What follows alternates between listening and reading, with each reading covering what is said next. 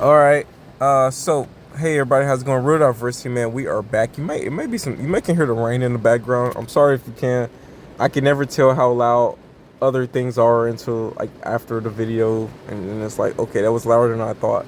But anyways, what's going on? We're here with a video for the new set Smack Time. I was gonna say Smack Time.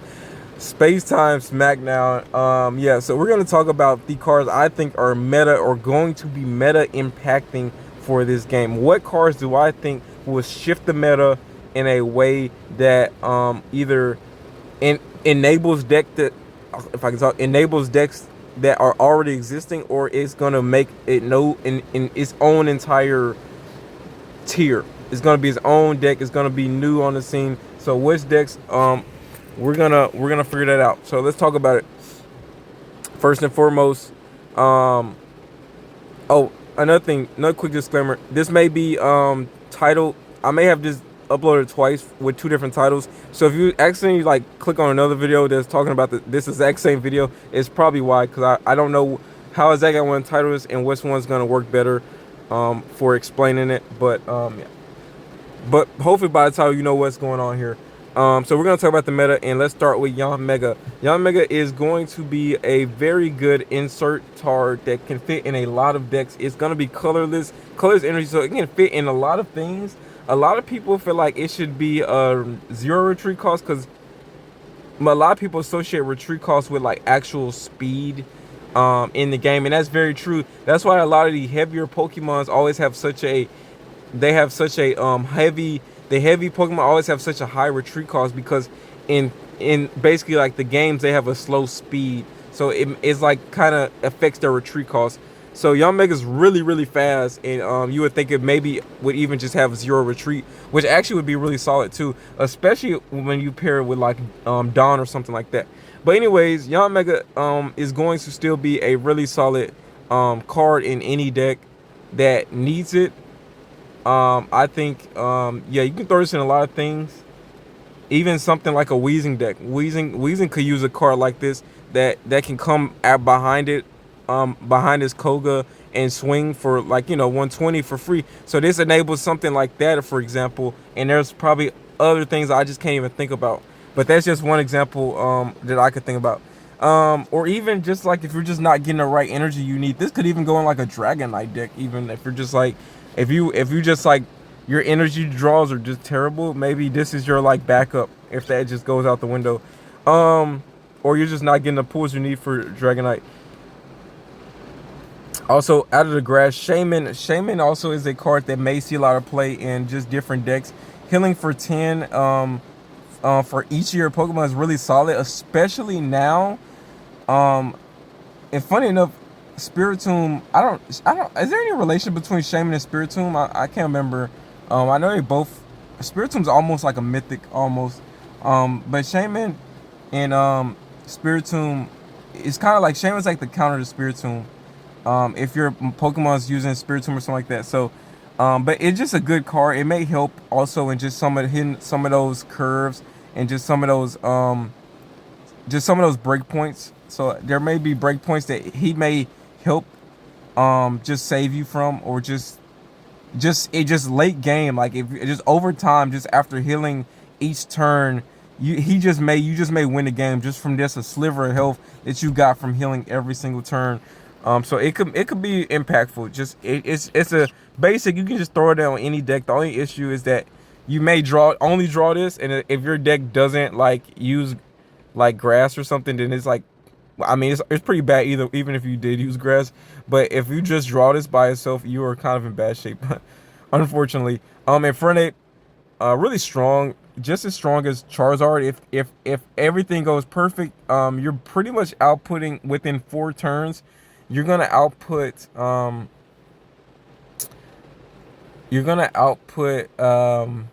a 280 damage compared to Charizard's. He could output in 2 turns 260. You're doing 280, he can do 260. So I think he just a lot more power. Just only 10 less HP. I think a little bit more versatile, and just better. He's just, in my opinion, a better, way better Arcanine. But Arcanine also only is stage 1. Also in Charizard, he can stack energy, so you can keep throwing energy at Charizard. Charizard can have 8 energy on it, and it's gonna be great for you to just keep constantly using Flare Blitz back to black, or not Flare Blitz, or is it Flare? Whatever Charizard's attack is, and then, but in front of it, if you had, it's no point in having more than 2 energy on it. So yeah, definitely not a card you just want more than 2 on, but yeah, a solid card nonetheless. I think he's definitely gonna be his own tier. Maybe not A and maybe not S, but he's definitely gonna have his own tier. I'm definitely excited to make my own deck. Not much to say about the water except 2 Palkia and Manaphy. Palkia, just gonna be a really solid card. I can see some strats with it, especially with Vaporeon. It's just coming as a late game ender. Like you just maybe they think they're safe. They're doing a bunch of retreating. Maybe you're using Articuno. You're damaging everything. You're hitting hard, and then you just bring in Palkia, and you can just from there Cyrus. You can just use Cyrus and just end the match from there, pretty much. So I think there's a lot of benefits to a Palkia if like late as a late game ender. For sure with Vaporeon, you just need something like the only thing I can really think of that's gonna really work with it is maybe it's Starmie as well. Starmie actually. But I guess Articuno really is the only other one I could think of. But I mean, when you're using 2 basics like Manaphy and Palkia, you can use the extra space for Starmie in my opinion. So I would try both of those actually. But yeah, both of those good. Manaphy also enables water just in general. It's gonna be meta. You're gonna see it a lot. It's gonna be in Gyarados. It's gonna be in every deck essentially, because if it doesn't get knocked out turn 1, it gets a very high. And if you go first, second, and it doesn't get knocked out, like you have a very high return on your investment with Manaphy. And even if it does get knocked out at some point, it's still worth it. So you obviously your first attack you break even. So even if you do lose Manaphy, like it wasn't pointless. He just kind of acted like a shield, if that makes sense. But obviously you don't want to like, even one prize is really important in this game, so you just don't want to just waste it like that. Manaphy's still strong though. You want Manaphy to definitely survive at least 2 turns. If you can get that off, then you're pretty much gonna have 3 energy your second turn on whatever bench Pokemon you're building up. And yeah, that's pretty much sets anything up. Even like a Blastoise or anything like that is gonna be set up pretty nicely there. So Manaphy's gonna be really great on just about everything. Magnezone, I think Magnezone is gonna be a very strong card if you use the old Magnemite. I think Magneton pretty much makes this Magnezone only 1 energy to attack. Because if you charge up both turns before you evolve into Magnezone, then you're gonna have 2 already on him, and then all you gotta do is just attach 1 more energy. The only thing about the new Magneton, I mean, you can attack on curve if you want with this card. That would be actually nice, but we're not worried about that. We want to just let this thing sit on a bench and attack with something else, and then he can just come in and just use, attack for 1 energy. I can see using this. I can imagine using this on Pikachu. But I was thinking about Pikachu, but then I said no, it wouldn't work too well in Pikachu because Pikachu needs a lot of bench Pokemon, and since this is a stage 2, you never really want to run a stage 2 with Pikachu. That's the thing, because it takes up so many slots with that. So he would have to just run with something else. But yeah, either way, still gonna be really strong. With a strong pairing, because he's just gonna be self-sufficient. Electivire and Luxray, with Volkner, the new support card, I think these 2 have a lot of potential. I would just have to play a deck to see like what it feels like, and then like what maybe it's missing or I could add. It's a lot of these are just gonna like, you just gotta get a feel for it before you can really say if it's good or not. Pachirisu, I think it can very much fit easily into Pikachu decks. So you can throw this with Pikachu. I think that would be actually strong instead of Zapdos or something. This card fits just as nicely as Zapdos. So yeah, I think even though they're both going to be easy knockouts. So that's the thing is if your opponent gets set up for a good that's with a mon that's hitting for a consistent 120, Yeah, this thing is gonna. This deck would. That's probably gonna be the death of that deck. But if you're going against just any deck that takes a lot of time to get consistent, yeah, you're gonna do really well. So, Togekiss. I think Togekiss is gonna. It's kind of a coin toss for me. I'm gonna use Togekiss. Togekiss. It looks nice. With also Cynthia too gives it a 50.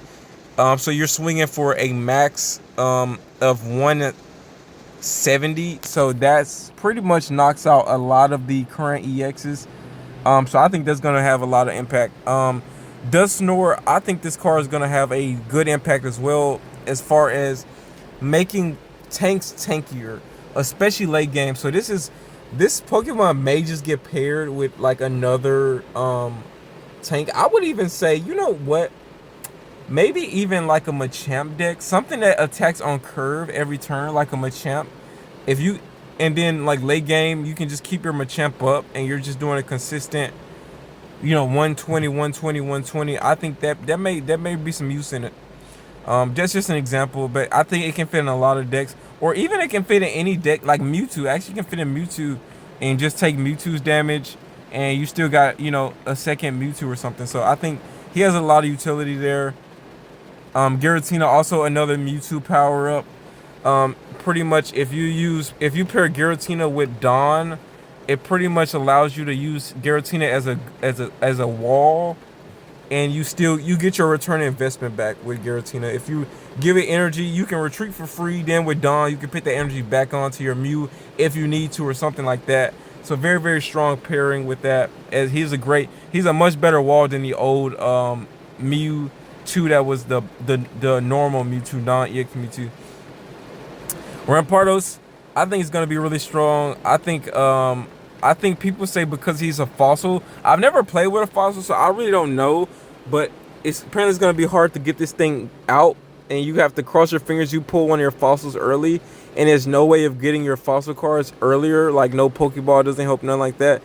But my thing with it, at least though, with Rampardos, you don't even have to worry about using a Pokeball in this deck, because if you're just running this with another Mon, you can you just hope that you get that other Mon. But anyways, yeah,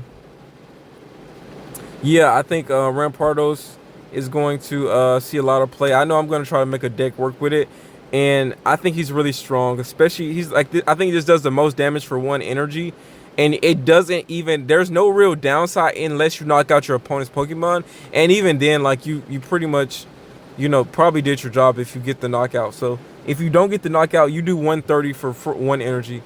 Even though it's a stage 2 though, that's the only issue. Stage 2 makes this a little bit tricky, but I ultimately think it's an upside because you don't ever have to worry about him being on the active spot before you need him to be. So I think that's actually not too bad. Lucario obviously is going to be meta. He's going to enable a lot of fighting decks, just make them a lot stronger. So you're going to see him for sure in the meta, just in all type of fighting decks.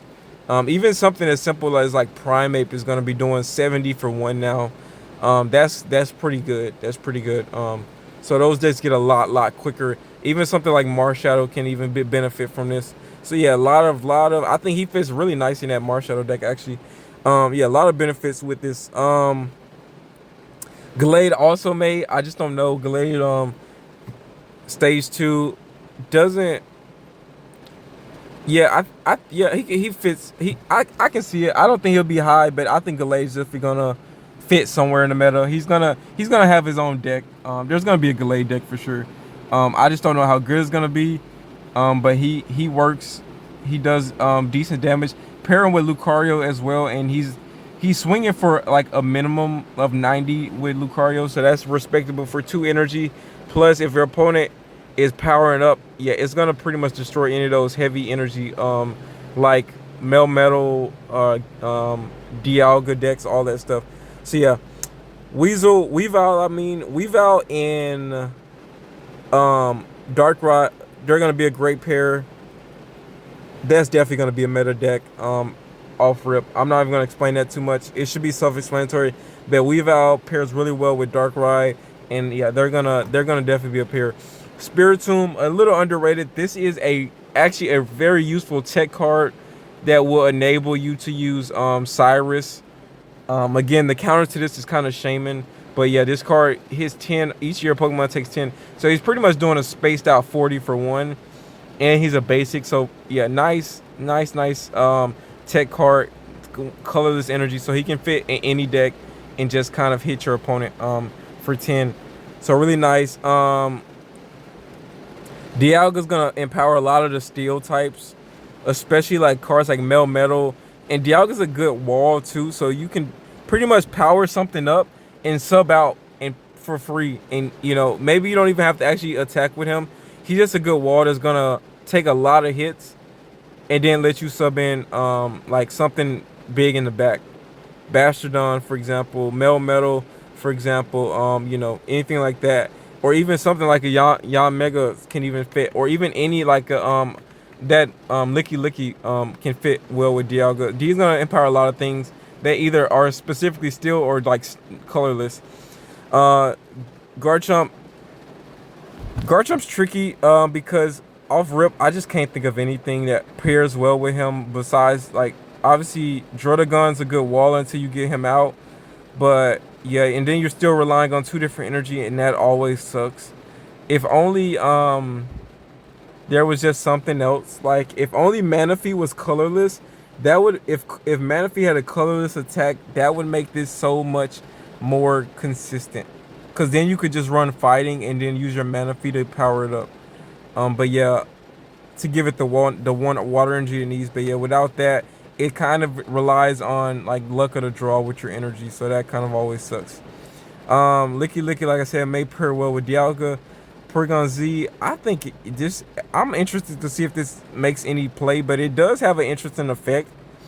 And yeah, it can be very disruptive, it looks like. But I don't think it's gonna be meta.